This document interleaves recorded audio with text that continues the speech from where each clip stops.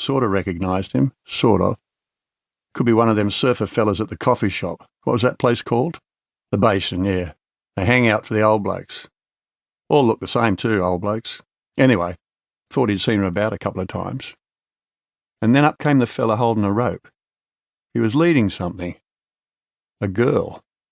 The end of the rope was tied around her throat. She just followed him. Wasn't fighting or anything. Maybe it was some game, some adult's game. David had seen porn, everyone had. Some strange sick stuff goes on there.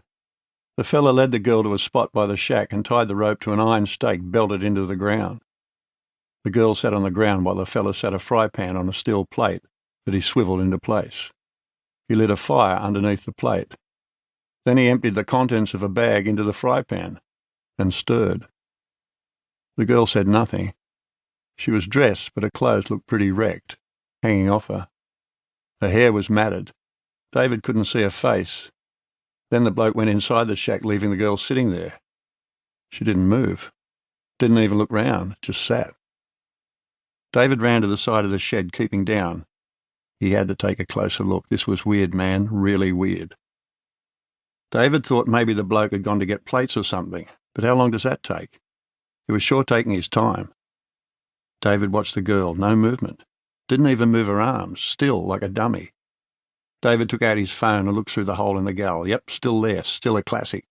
So he snatched a photo, then turned the phone off. Didn't want that going off and giving him away. Where was the bloke? He'd been inside for at least 10 minutes. David worried the food would be burned through. Can't leave stuff burning over a flame without watching it. Moira had told him that. Where was the bloke? And then a bag came down over David's head.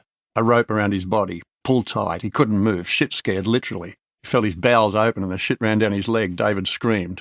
He was dragged along the ground, then picked up, and now his head was in the water with a hand pushing it down, down. Couldn't fight back. The bloke was too strong. David wanted to grow up strong. People respected you if you were strong. But he wasn't going to grow up strong. Not now. And he could say goodbye to any more learning of his language. David knew he was going to die here, in this water. When the boy stopped struggling, the bloke pulled him out of the dam, laid him on the ground, made sure he was dead. Then he carried the boy past the girl around to the shack, leaned him against the wall. The girl waited, terrified. And then she heard it, an almighty wailing, loud from deep down, from the darkest place. The shack door opened and closed. When the bloke returned, he carried 2 cups and a plastic container holding water. He passed 1 cup to the girl. She took it. She had to look at him. Couldn't help herself. And she had to speak. Did you kill the boy? He was an intruder. They sat in silence. He spooned food from the fry pan into a bowl and put it by the girl. He poured water into a cup. She took some water. You want more water? She nodded her head. Didn't hear you. Yes. And? Please. He poured water into a cup. Now she didn't dare look at him. Didn't know if he might lash out. So she looked at the ground, kept quiet, gulped down the food from the bowl. Knew she had to keep it down. Wasn't easy. Never knew how long to the next meal, sometimes twice a day, but not always. Whenever he felt like it. She wondered what he was thinking, what he was going to do. It was the first time someone had been to the place, well, as far as she knew. There may have been others. Sometimes she thought she heard a car, but down in the room you could hardly hear a thing.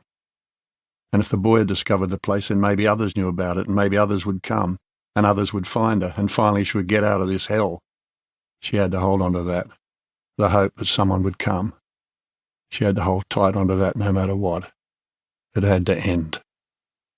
The fry pan was empty. He poured water into it, kicked the steel plate to the side and held the pan over the fire. Scraped it with a fork, cleaned it, sort of. Then he stood. Pour some water on your face. Don't want a dirty face under me, do I? Then he went back into the shack with the fry pan and bowls. She wanted to scream. Scream the forest down, scream the whole fucking world down, but she couldn't. It would cost too much. And then he returned, took the rope off the iron stake. Up! She rose. He led her to the trapdoor. Down you go. He followed her down.